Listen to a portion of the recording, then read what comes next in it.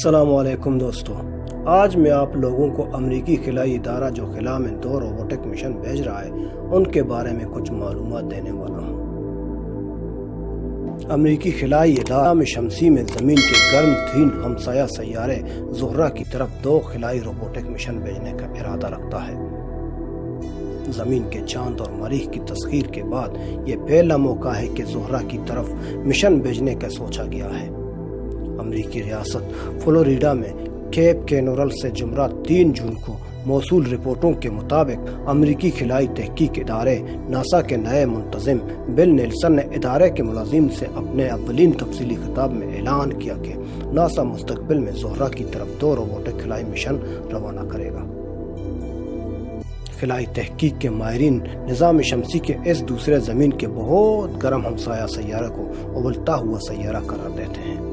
یہ پہلا موقع ہوگا کہ زمین پر سائنسدان ایک ایسے سیارے کی تسخیر کی کوشش کریں گے جسے زمین کے سولر سسٹم کا غالباً سب سے زیادہ نظر انداز کردہ سیارہ سمجھا جاتا ہے۔ نیلسن نے اپنے خطاب میں کہا، یہ دونوں مشن ایک طرح سے جڑواں خلائی مشن ہوں گے۔ ان کا مقصد یہ سمجھنے کی کوشش کرنا ہوگا کہ زہرہ کس طرح جہنم کی طرح کا ایسا سیارہ بنا کہ وہاں درجہ حرارت اتنا زیادہ ہے کہ اس کی سطح پر سیسا تک پگھل سکتا ہے۔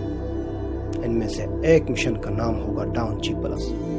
بل نیلسن نے کہا، ان دونوں روبوٹک مشینوں میں سے ایک کا نام ڈاون جی پلس ہوگا اور اس کے ذریعے زہرہ کی بہت کثیف بادلوں والی فضا کا مطالعہ کیا جائے گا۔ ساتھ ہی یہ کھوج لگانے کی کوشش بھی کی جائے گی کہ آیا اس سیارے پر کبھی کوئی سمندر بھی تھا اور یہ کہ یہ سیارہ کبھی رہائش کے قابل بھی رہا تھا یا کہ نہیں۔ اس مشن کے دوران جو چھوٹی سی خلائی گاڑی زہرہ کی فضا میں بھیجی جائے گی وہ اس سیارے کی فضا میں موجود گیسوں کے نمونے حاصل کر کے اس کا مطالعہ بھی کرے گی۔ یہ مشن 1978 عیسوی کے بعد گزشتہ تقریباً نصف صدی میں امریکہ کی سربراہی میں زہرہ کی فضا میں کوئی اسپیس کرافٹ بھیجنے کی اولین کوشش ہوگا۔ اور دوسرے مشن جس کا نام ہوگا ویریتاس، ناسا کے ایڈمنسٹریٹر نے بتایا کہ زہرہ کی طرف بھیجے جانے والے دوسرے مشن کا نام ویریتاس ہوگا اور وہ زہرہ کی سطح پر سخت چٹانی پتھروں کے نمونے حاصل کر کے یہ سمجھنے میں مدد دے گا کہ زمین کے اس ہمسایہ سیارے کے ارضیاتی علوم کے حوالے سے تاریخ سے کیا معلومات حاصل کی جا سکتی ہیں۔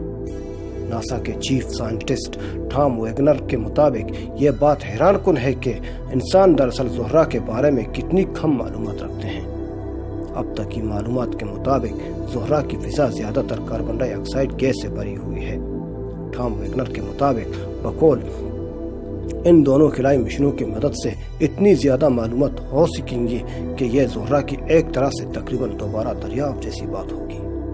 دونوں خلائی مشنوں کی روانگی کا وقت یہ ہوگا، یہ دونوں نئے خلائی مشن 2028 عیسوی اور 2030 کے درمیان زہرہ کی طرف بھیجے جائیں گے اور ان کے لیے ناسا کے ڈسکوری پروگرام کے تحت فی کس $500 ملین مہیا کیے جائیں گے۔ قابل ذکر بات یہ ہے کہ ناسا نے زہرہ کی طرف یہ دونوں مشن بھیجنے کا فیصلہ کرتے ہوئے 2 دیگر خلائی مشنوں سے متعلق تجاویز پر فی الحال عمل درآمد کرنے کا فیصلہ کیا ہے۔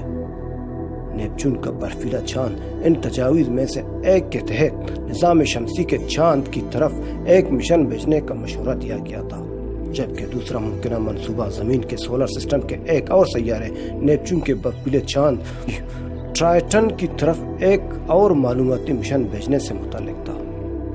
ناسا کا ارادہ ہے کہ ان تجاویز پر بعد میں کسی وقت دوبارہ غور کیا جائے گا۔